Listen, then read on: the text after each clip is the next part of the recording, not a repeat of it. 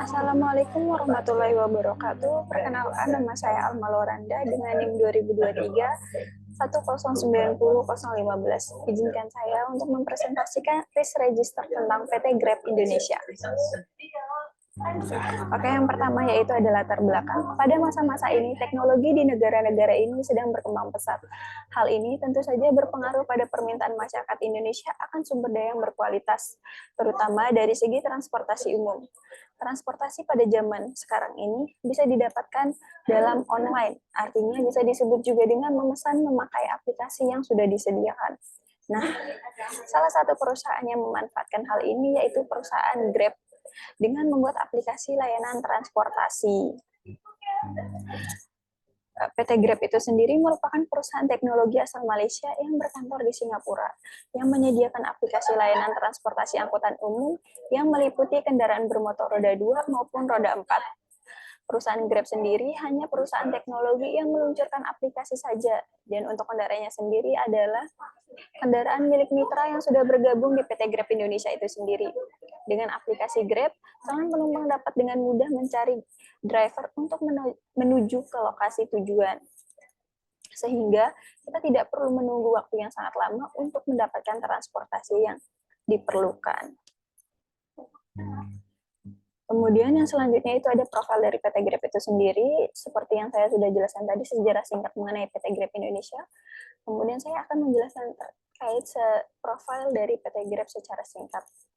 PT Grab itu sendiri didirikan pada tahun 2011 di Malaysia, dan untuk pendirinya itu sendiri yakni adalah Anthony Tan bersama rekannya Tan Hoi. Dari tahun 2011 hingga saat ini PT Grab Indonesia berkembang pesat dan menjadi salah satu penyedia aplikasi transportasi online di Indonesia. Kemudian PT Grab Indonesia ini sudah meluas di berbagai wilayah yang ada di Indonesia, yakni tersedia di 125 kota, mulai dari Banda Aceh ke Aceh, dari Aceh ke Jayapura, hingga dengan Jayapura ke Papua. Kemudian, PT Grab Indonesia memiliki beberapa fitur layanan, diantaranya yaitu ada Grab Taksi. Grab Taksi ini merupakan layanan yang memberi akses serta kemudahan kepada penumpang untuk menemukan pengemudi taksi terdekat dengan aman. Kemudian PT Grab itu sendiri, kemudian yang selanjutnya itu ada GrabCar. GrabCar merupakan penyewa kendaraan pribadi dengan supir yang menghadirkan kebebasan pilihan berkendara yang nyaman dan bergaya. Kemudian yang selanjutnya itu ada GrabBike. GrabBike merupakan layanan transportasi sepeda motor yang dapat mengantar klien ke berbagai tempat dengan lebih mudah, lebih cepat, tanpa perlu menunggu waktu yang sangat lama. Kemudian yang selanjutnya itu ada Grab Express. Grab Express merupakan layanan kurir ekspres berbasis aplikasi yang menjanjikan kecepatan, kepastian, dan yang paling utama adalah keamanan. Kemudian yang selanjutnya itu ada GrabFood. GrabFood merupakan layanan pesan antar makanan yang memiliki banyak daftar restoran yang tersedia pada aplikasi Grab itu sendiri. Kemudian yang terakhir yaitu ada GrabHitch. GrabHitch adalah layanan benang dengan separuh harga dengan bertemu dengan teman baru sekaligus mengurangi kemacetan. Kemudian yang selanjutnya itu ada visi misi dari PT Grab itu sendiri. Visi dari PT Grab itu sendiri yakni menjadi yang terdepan di Asia Tenggara. Kemudian memiliki beberapa misi. Misi yang pertama yaitu menjadi penyedia layanan teraman di Asia Tenggara. Kemudian misi yang kedua yaitu memberikan layanan yang mudah diakses oleh banyak orang. Kemudian yang terakhir yaitu meningkatkan kehidupan para partner, baik pengemudi maupun penumpang. Kemudian ada identifikasi resiko dari PT Grab itu sendiri. Resiko yang pertama yaitu kesulitan akses aplikasi, merupakan kejadian yang diakibatkan oleh beberapa faktor yang menyangkut dengan kelancaran akses aplikasi tersebut, seperti jaringan internet yang tidak stabil, gangguan server, maupun masalah dari pusat. Dari kejadian resiko tersebut muncullah terdapat akar penyebab dari resiko tersebut. Yang pertama yaitu jaringan internet yang tidak stabil. Kemudian ada kemungkinan terjadinya aplikasi yang error. Kemudian yang ketiga yaitu titik lokasi yang tidak sesuai dengan Google Maps. Terus yang terakhir yaitu adanya pembaharuan aplikasi. Dari akar penyebab tersebut muncullah indikator resiko. Indikator resikonya tersebut adalah tidak bisa membuka situs aplikasi dan operasional perusahaan menjadi terganggu. Kemudian resiko yang selanjutnya yaitu terjadinya kecelakaan kerja yang disebabkan oleh mitra yang tidak menaati SOP. Dari resiko tersebut muncul ada akar penyebab yang menimbulkan terjadinya resiko tersebut. Yang pertama yaitu tidak menggunakan perlengkapan yang sesuai dengan SOP. Kemudian yang selanjutnya yaitu kurangnya fokus yang diakibatkan oleh handphone. Dan akar penyebab yang terakhir yaitu kondisi cuaca yang tidak stabil. Dari akar penyebab tersebut muncul indikator resiko. Indikator resikonya yaitu tingginya intensitas perusahaan dalam menangani pengaduan kecelakaan kerja.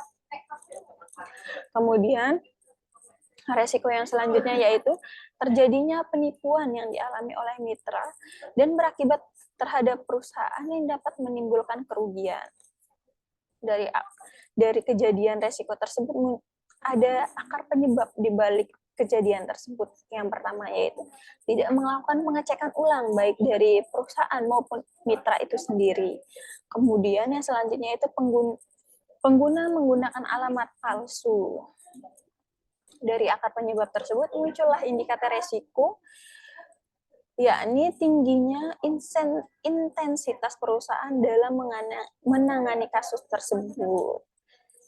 Kemudian yang selanjutnya yaitu ada faktor positif dari kejadian tersebut yang sudah saya jelaskan tadi.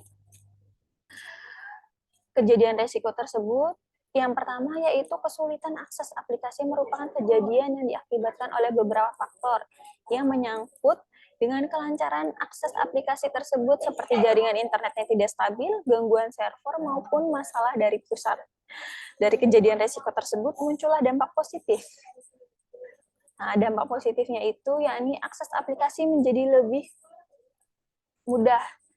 Kemudian dari dampak positif tersebut muncullah dampak kualitatif. Dampak kualitatifnya yaitu hambatan terhadap penggunaan layanan. Karena adanya akar permasalahan tersebut menyebabkan adanya kendala atau hambatan dalam penggunaan layanan di aplikasi Grab itu sendiri. Kemudian kejadian resiko yang selanjutnya yaitu terjadinya kecelakaan kerja yang disebabkan oleh mitra yang tidak memenuhi SOP. Dampak positif dari kejadian tersebut yaitu meningkatkan penerapan K3.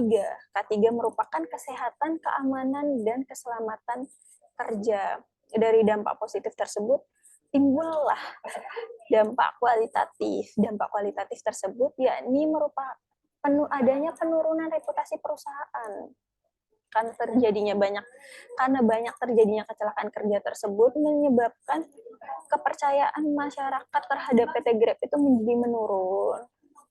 Begitu. Terus kemudian kejadian resiko yang selanjutnya yaitu terjadinya penipuan yang dialami oleh mitra dan berakibat terhadap perusahaan yang dapat menimbulkan kerugian. Dampak positif dari kejadian tersebut yaitu terciptanya Grab Defense. Adanya Grab Defense ini memunculkan dampak kualitatif, yakni terjadinya penurunan reputasi perusahaan dan kerugian yang ditimbulkan. Gitu. Kemudian yang selanjutnya yaitu ada resiko intern dari resiko-resiko yang sudah saya jelaskan tadi. Nah, resiko yang pertama yaitu kesulitan akses aplikasi merupakan kejadian yang diakibatkan oleh beberapa faktor yang menyangkut dengan kelancaran akses aplikasi tersebut seperti jaringan internet yang tidak stabil, gangguan server, maupun masalah dari pusat. Nah, dari kejadian resiko tersebut, probabilitasnya yakni berada di angka 4 atau termasuk dalam kategori besar. Kemudian dampaknya yakni berada di angka 4. Nah, kejadian risiko tersebut masuk dalam kategori berat dengan skor 16 dan dengan tingkat resiko yang extreme high. Berarti kejadian tersebut merupakan resiko yang sangat perlu untuk diperhatikan karena termasuk dalam kategori tingkat resiko extreme high, dan kejadian tersebut sangat perlu untuk diperhatikan oleh PT Grab itu sendiri. Kemudian kejadian resiko yang kedua yaitu terjadinya kecelakaan kerja yang disebabkan oleh mitra yang tidak menaati SOP. Dari kejadian tersebut memiliki probabilitas di angka 4, yakni dalam kategori besar juga, dan memiliki dampak yang sedang atau berada di angka 3 dengan skor 12. Kemudian dari kejadian resiko tersebut termasuk dalam tingkat resiko yang high risk. Gitu. Kemudian resiko yang ketiga yaitu terjadinya penipuan yang dialami oleh mitra dan berakibat terhadap perusahaan yang dapat menimbulkan kerugian. Nah, dari kejadian tersebut memiliki probabilitas di angka 2 atau termasuk dalam kategori kecil dan memiliki dampak yang sangat berat, dan kemudian dengan skor 8 dengan tingkat resiko yang berada pada high risk. Begitu. Kemudian yang selanjutnya yaitu ada mitigasi resiko. Dari kejadian resiko yang sudah saya jelaskan tadi, yang pertama yaitu kesulitan akses aplikasi merupakan kejadian yang diakibatkan oleh beberapa faktor yang menyangkut dengan kelancaran akses aplikasi tersebut seperti jaringan internet yang tidak stabil, gangguan server, maupun masalah dari pusat. Dari kejadian tersebut memiliki resiko owner. Nah, resiko ownernya tersebut yaitu ada Jafran Rizky, di mana dari kejadian resiko tersebut memiliki rencana tindak lanjut. Rencana tindak lanjutnya yakni melakukan maintenance secara berkala. Selain itu, Grab juga memberikan layanan help center untuk membantu pengguna Grab dalam mengakses aplikasi. Namun, jika masih menemukan masalah dalam aplikasi Grab, pengguna dapat mengisi formulir pengajuan gangguan yang terdapat di halaman web Grab. Kemudian resiko yang kedua yaitu terjadinya kecelakaan kerja yang disebabkan oleh mitra yang tidak menaati SOP. Dengan risk owner-nya yakni adalah Pak Budi Rohman. Kemudian rencana tindak lanjut dari PT Grab itu sendiri terhadap resiko tersebut yakni Grab meluncurkan fitur-fitur keselamatan dan keamanan yang inovatif untuk menghadirkan transportasi yang aman dan nyaman bagi para penggunanya, baik bagi mitra pengemudi maupun para penumpang. Bagian dari kampanyenya yakni #aman untuk semua yang dibuat oleh PT Grab itu sendiri, di mana tujuannya yakni untuk mendorong kesadaran aman berkendara baik bagi mitra pengemudi maupun pelanggan Grab itu sendiri. Kemudian, Grab sendiri menandatangani perjanjian kerjasama dengan Forum Pengada Layanan atau VPL yang meneguhkan komitmen bersama untuk mencegah dan menangani korban kekerasan seksual, khusus melalui pemberdayaan ekonomi perempuan penyintas kekerasan. Kemudian resiko yang selanjutnya yaitu terjadinya penipuan yang dialami oleh mitra dan berakibat terhadap perusahaan yang dapat menimbulkan kerugian. Dengan risk owner-nya yakni Ibu Maharani Anggi. Kemudian rencana tindak lanjut dari PT Grab itu sendiri yakni meluncurkan teknologi deteksi dan pencegahan kecurangan terbaru untuk mitra Grab melalui serangkaian perangkat Grab Defense. Kemudian dari resiko-risiko tersebut memunculkan resiko residual. Nah, dari resiko yang pertama yaitu adanya kesulitan akses aplikasi merupakan kejadian yang diakibatkan oleh beberapa faktor yang menyangkut dengan kelancaran akses aplikasi tersebut seperti jaringan internet yang tidak stabil, gangguan server maupun masalah dari pusat dengan probabilitas sedang. Kemudian dampaknya yaitu masih dalam kategori sedang dengan skor 9. sehingga tingkat resiko yang disebabkan dari kejadian ini masuk dalam kategori high risk. Kemudian resiko yang selanjutnya yaitu terjadinya kecelakaan kerja yang disebabkan oleh mitra yang tidak menaati SOP, memiliki angka probabilitas 3 atau masuk dalam kategori sedang. Kemudian dampaknya yakni masuk dalam kategori kecil atau berada di angka 2 dengan skor 6, dan resiko tersebut masuk dalam tingkat resiko medium risk. Kemudian resiko yang selanjutnya yaitu terjadinya penipuan yang dialami oleh mitra dan berakibat terhadap perusahaan yang dapat menimbulkan kerugian. Dari resiko tersebut memiliki probabilitas yang sangat kecil atau masuk dalam angka 1 dengan dampak yang sangat kecil, masih masuk dalam kategori kecil atau masuk dalam angka 2 dengan skor 2, kemudian tingkat resikonya itu masuk dalam kategori low risk atau masih masuk dalam kategori tingkat bawah. Kemudian yang selanjutnya yaitu ada profil risiko intern. Nah, di sini terdapat probabilitas. Probabilitas itu sendiri ada angka 5, 4, 3, 2, 1. 5 merupakan sangat besar atau berada di atas 80%, kemudian 4 itu masuk dalam kategori besar. Persentasinya yaitu 60% atau kurang dari 80%. Kemudian probabilitas angka 3 masuk dalam kategori sedang dengan persentase 40% atau di bawah 60%. Kemudian probabilitas angka kedua masuk dalam kategori kecil dengan persentase 10% atau kurang dari 40%. Dan yang terakhir yaitu angka 1 masuk dalam kategori sangat kecil atau di bawah 10%.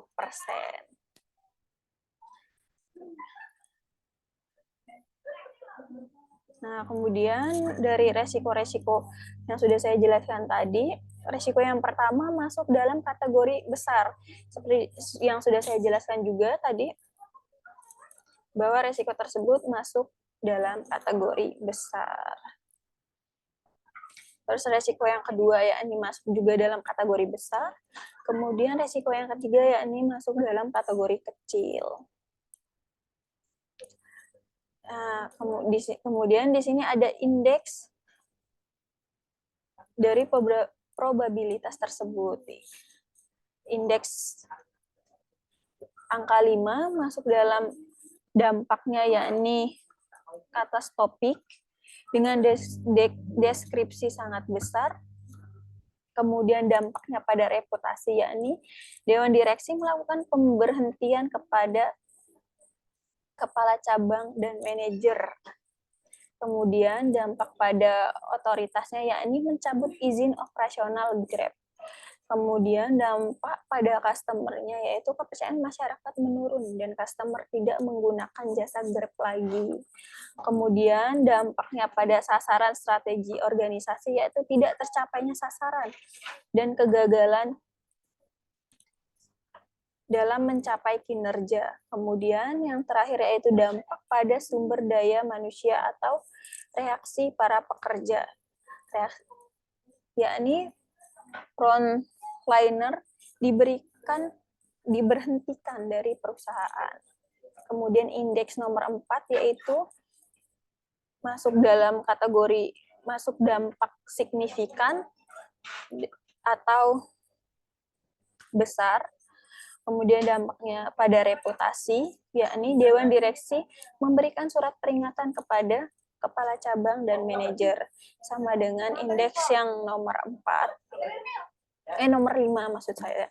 Kemudian dampaknya pada otoritas, yakni memasukkan Grab dalam penanganan khusus. Kemudian dampaknya pada customer itu sendiri, yakni kepercayaan masyarakat menurun dan customer melalui berkurangnya penggunaan jasa layanan Grab. Kemudian dampaknya pada sasaran strategi organisasi yakni tertundanya tercapainya sasaran secara signifikan pencapaian kinerja jauh di bawah target. Kemudian dampak dari sumber daya manusianya, yakni frontliner memberikan dampak negatif terhadap perusahaan. Kemudian indeks yang ketiga yaitu moderat atau dalam kategori sedang. Nah, dari indeks yang ketiga ini memiliki dampak pada reputasi perusahaan, yakni berupa teguran dari dewan direksi kepada kepala cabang dan manajer. Kemudian dampaknya pada otoritas itu sendiri, yakni teguran tertulis dari regulator dan masuk dalam catatan hasil pemeriksaan exit meeting yang harus segera diperbaiki. Kemudian dampak pada customer itu sendiri, yakni kepercayaan masyarakat menurun dan customer mulai merasa ragu dalam menggunakan layanan Grab itu sendiri. Kemudian dampaknya pada sasaran strategi organisasi, yakni tentunya tertundanya tercapainya sasaran yang cukup besar. Kemudian pencapaian kinerja di bawah target. Kemudian dampaknya pada sumber daya manusia atau reaksi pekerja, yaitu frontliner menjadi tidak disiplin dalam bekerja. Kemudian indeks yang kedua yaitu masuk dalam kategori mirror atau kecil. Nah, dampaknya terhadap reputasi yaitu teguran dari group head, kepala cabang, kepada kepala cabang, manajer, dan frontliners. Kemudian dampaknya pada otoritas yaitu temuan regulator dan masuk dalam catatan hasil pemeriksaan exit meeting. Kemudian dampaknya pada customer itu sendiri, yakni kepercayaan masyarakat mulai menurun, tetapi customer masih mau untuk menggunakan layanan Grab karena masih dalam kategori kecil. Kemudian dampaknya pada sasaran strategi organisasi, yakni tercapainya sasaran hanya sedikit di bawah target. Kemudian target kinerja sedikit di bawah target. Kemudian dampaknya pada sumber daya manusia yaitu frontliner banyak sudah tidak termotivasi atau banyak frontliner yang sudah tidak memiliki motivasi dan semangat untuk melayani para customer lagi. Kemudian indeks yang pertama yaitu insignificant atau sangat kecil, atau indeks yang ini tidak terlalu signifikan dampaknya terhadap perusahaan. Kemudian dampak pada reputasi perusahaan, yakni manajemen cabang membuat teguran kepada frontliner. Kemudian dampaknya pada otoritas, yakni teguran lisan dari otoritas ketika terjadi pemeriksaan rutin. Kemudian dampak pada customer itu sendiri, yakni kepercayaan masyarakat mulai menurun, tetapi masih tetap menggunakan layanan Grab itu sendiri. Karena jika dilihat, ini merupakan resiko yang sangat kecil, tapi tetap harus diperhatikan juga. Kemudian dampak pada sasaran strategi organisasi, ini hanya berdampak sangat kecil pada tercapainya sasaran. Target kinerja masih mampu untuk dicapai. Kemudian dampak pada SDM itu sendiri, frontliner hilang percaya diri, dan tidak memberikan layanan yang prima terhadap masyarakat. Kemudian yang selanjutnya itu ada profil resiko residual. Nah, dengan probabilitas sama dengan seperti yang saya jelaskan tadi, dengan resiko yang pertama masuk dalam kategori sedang, resiko kedua juga masuk dalam kategori sedang, resiko ketiga masuk dalam kategori kecil, kemudian resiko yang selanjutnya masuk dalam kategori sangat kecil. Dengan penjelasan yang sama seperti yang saya jelaskan tadi, dari segi dampak bagi reputasi, dampak pada otoritas, dampak pada customer, dan dampak pada sasaran strategi organisasi, maupun dampak pada sumber daya atau reaksi para pekerja itu sendiri.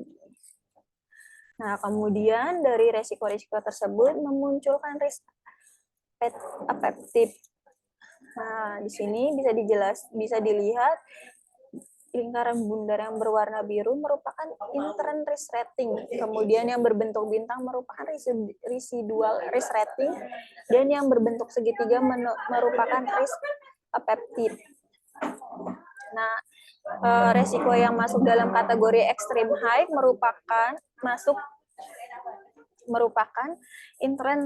intern risk rating. Kemudian yang high risk masuk dalam kategori residual rating yang dikombinasi dengan interest risk rating.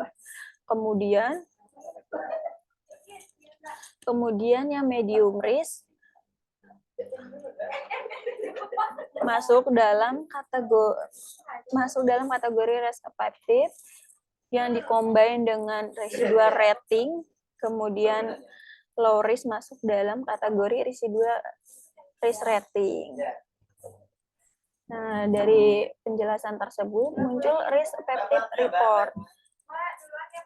Dari resiko yang pertama yaitu adanya pengaduan dari pengguna aplikasi Grab kepada PT Grab dengan nomor pada registernya itu ada yang pertama dengan status resiko interest yakni extreme high risk.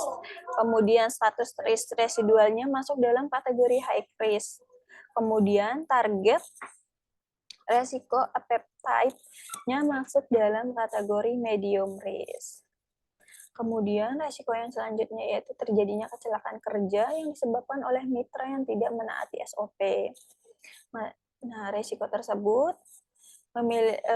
masuk dalam kategori high risk pada resiko intern, kemudian pada resiko residual masuk dalam kategori medium risk, kemudian yang terakhir yakni target resiko atau resiko appetite masuk dalam kategori medium risk.